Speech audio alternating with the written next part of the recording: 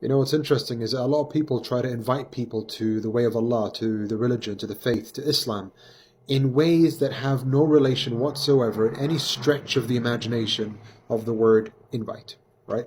Because when you invite somebody, you normally invite them in a nice way. You normally want them to come, and so you speak very nicely. You say, hey, I'd really love it if you could come to my house tomorrow for dinner. I'm going to be doing steak, I'm going to do whatever, and your company's going to be great, man. I love spending time with you. I think it's going to be awesome. I'll send you directions to my house. Please do try to make it. Love to see you there. Take care. Bye. That's, an invitation. You don't go to somebody and say, hey, listen, man, tomorrow, 7 o'clock, you better be there or else. It's like, what?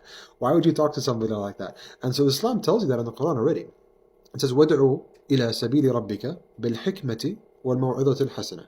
So the first sentence says, and invite to the way of your master, the way of your Lord, right? إِلَى سَبِيلِ رَبِّكَ, to the path of Allah, two ways.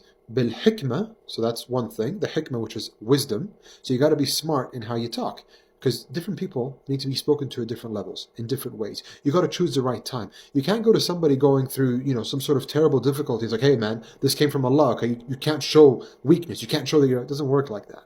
We are humans. We succumb to our emotions sometimes, and the trick is, or the hack is, to balance our emotions, but there's also a time to give advice. You don't go to somebody at the wrong time and just throw the book at them. Chances are they're going to reject it.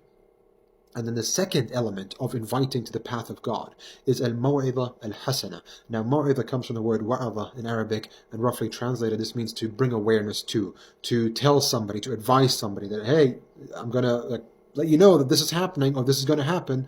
And then hasana comes from the word hasan, which means good. So the good advice, the good way to raise awareness. So you don't go to somebody and say, listen, man, if you don't do this, God's going to punish you. It doesn't work like that.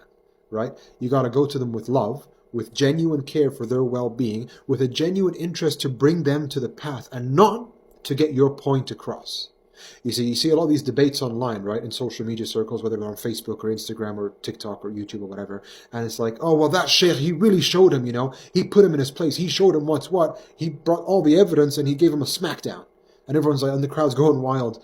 And it's like, okay, he did.